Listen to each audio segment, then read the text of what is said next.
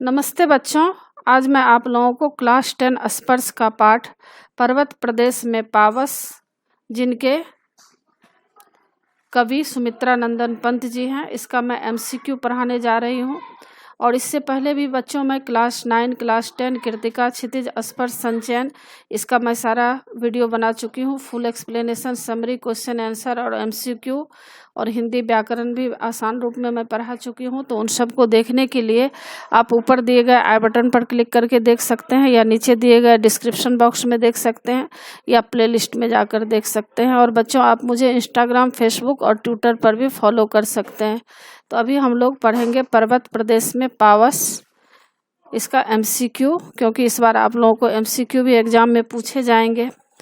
तो इसमें कुछ पैराग्राफ दिया गया है और उस पैराग्राफ के तहत एमसीक्यू आपको रहेंगे।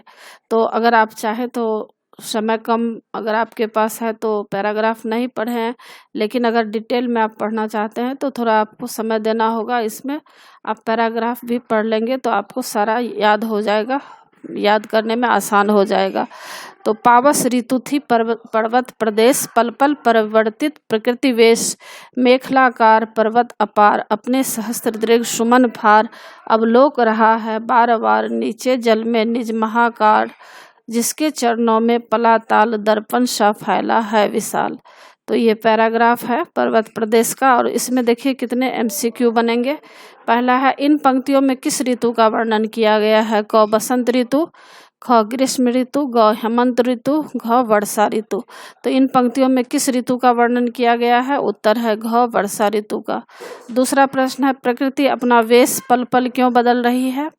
क गर्मी के कारण, ख सूरज के कारण, ग आकाश में छाए बादलों के कारण, घ पर्वतों के कारण। तो प्रकृति अपना वेश पल पल क्यों बदल रही है? इसका उत्तर है ग आकाश में छाए बादलों के कारण। तीसरा प्रश्न है, पर्वत दूर से देखने पर कैसे लग रहे हैं? ख धनुषाकार, ख मेखलाकार, ग वृत्ताकार, घ आयताकार। तो पर्वत दूर से देखने पर कैसे लग रहे हैं? उत्तर है ख मेखलाकार। चौथा प्रश्न है, पर्वत अपनी कैसी आँखों से जल में अपने रूप को निहार रहे हैं?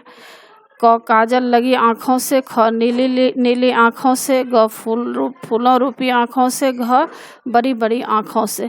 तो पर्वत अपनी कैसी आँखों से जल में अपने रूप को निहार रहे हैं? उत्तर है ग फूलों रूपी आँखों से। पांचवा प्रश्न है, दर्पण सा फैला विशाल पंक्ति में निहित अलंकार बताइए, यानी इसमें कौन सा अलंकार है? क उपमा, ख रूपक, ग मानवीकरण, घ उत्प्रेक्षा। तो दर्पण सा फैला विशाल पंक्ति में कौन से अलंकार है? उत्तर है क उपमा अलंकार। तो इसमें बच्चों 5 प्रश्न है। अब 5 प्रश्न के उत्तर देखिए, नीचे दिया गया है। तो इस पैराग्राफ के तहत 5 प्रश्न के उत्तर बने हैं और आगे भी एमसीक्यू दिया गया है। पहला है, कौन सा वेश पल पल बदल रहा है? क पर्वत, ख बादल, ग प्रकृति, घ वृक्ष। तो कौन सा वेश पल पल बदल रहा है? इसका उत्तर है ग प्रकृति। दूसरा प्रश्न है, सहस्त्र दीर्घ सुमन फार पंक्ति में निहित अलंकार, यानी इसमें कौन से अलंकार है? क उपमा एवं रूपक, ख रूपक एवं मानवीकरण, ग श्लेष एवं यमक, घ यमक एवं रूपक। तो सहस्त्र दीर्घ सुमन फार पंक्ति में कौन से अलंकार है? इसका उत्तर है ख रूपक एवं मानवीकरण, यानी मानवीकरण किया गया है, मनुष्य के जैसा इसमें भाव दिया गया है इस कविता में। जैसे पर्वत है तो पर्वत का मानवीकरण किया गया है, पर्वत को एक मनुष्य के जैसा दिखाया गया है, और पर्वत में के ऊपर जो फूल वगैरह लगे हैं तो उसको पर्वत के आँखों के रूप में दिखाया गया है। तो इस तरह से पर्वत का मानव के रूप में इसमें वर्णन किया गया है। तो सहस्त्र दीर्घ सुमन फार पंक्ति में कौन से अलंकार हैं? तो इसका उत्तर है ख रूपक एवं मानवीकरण अलंकार है। तीसरा प्रश्न है, पर्वत अपना आकार कहाँ देख रहे हैं? क दर्पण में, ख नदी में, ग समुद्र में, घ अपने चरणों में बन गए ताल में। तो पर्वत अपना आकार कहाँ देख रहे हैं? उत्तर है घ अपने चरणों में बन गए ताल में। चौथा प्रश्न है, ताल की तुलना दर्पण से क्यों की गई है? उत्तर इसमें 4 है, कोई एक होगा। ताल की तुलना दर्पण से क्यों की गई है? यानी क है, क्योंकि ताल में दर्पण की तरह पर्वत को अपनी छवि दिखाई दे रही है। ख क्योंकि ताल दर्पण की तरह सुंदर है। ग क्योंकि ताल का पानी साफ है। घ क्योंकि ताल में दर्पण की छवि सुंदर लग रही है। तो ताल की तुलना दर्पण से क्यों की गई है? इसका उत्तर है क्योंकि ताल में दर्पण की तरह पर्वत को अपनी छवि दिखाई दे रही है। 5वां प्रश्न है, पर्वत के गौरव का गुणगान कौन कर रहा है? क पक्षी, ख झरने, ग वृक्ष, घ तालाब। तो पर्वत के गौरव का गुणगान कौन कर रहा है? इसका उत्तर है ख झरने कर रहा है। 6ठा प्रश्न है, झड़ते हुए झरने कैसे लग रहे हैं? क फूलों की लड़ियों जैसे, ख सांप जैसे, ग पगडंडी जैसे, घ मोती की लड़ियों जैसे। तो झड़ते हुए झरने कैसे लग रहे हैं? उत्तर है घ मोती की लड़ियों जैसे। 7वां प्रश्न है, निर्झरों में क्या चीज भरी हुई है?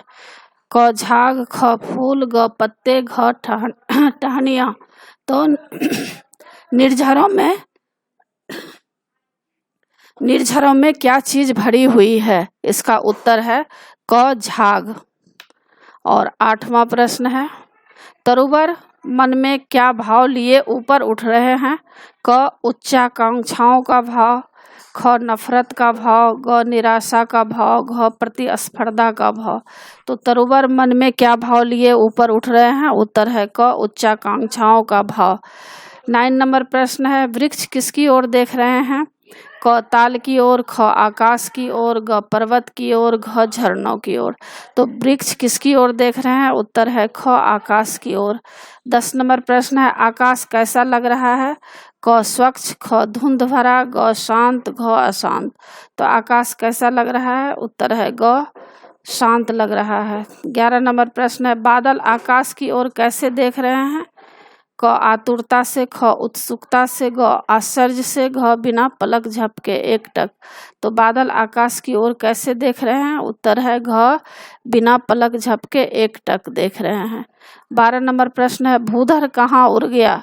क आकाश में, ख पर्वतों के पार, ग वे भूधर नहीं बादल में, घ वृक्षों के बीच।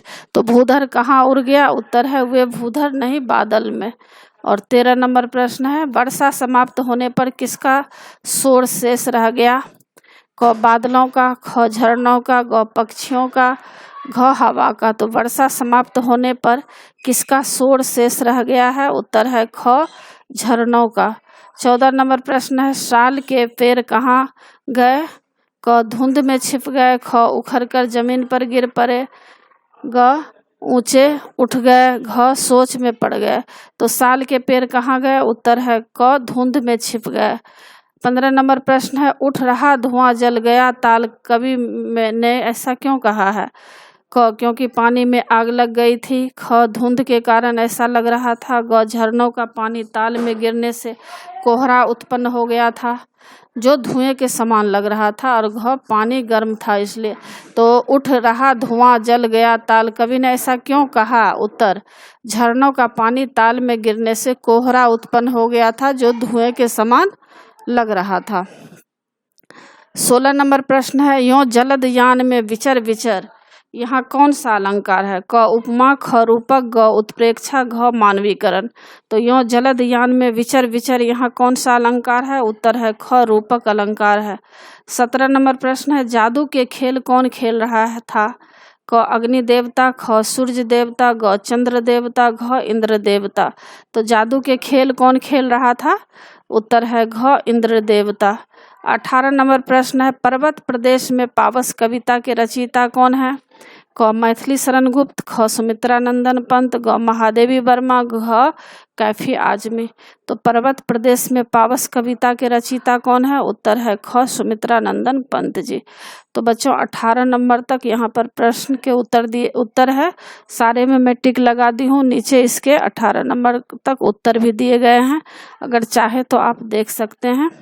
और इसी के साथ बच्चों पाठ की समाप्ति होती है। आशा है आप लोगों को सारा पाठ अच्छी तरह समझ में आ गया होगा और एग्जाम के लिए अच्छी तरह तैयार कर लीजिएगा।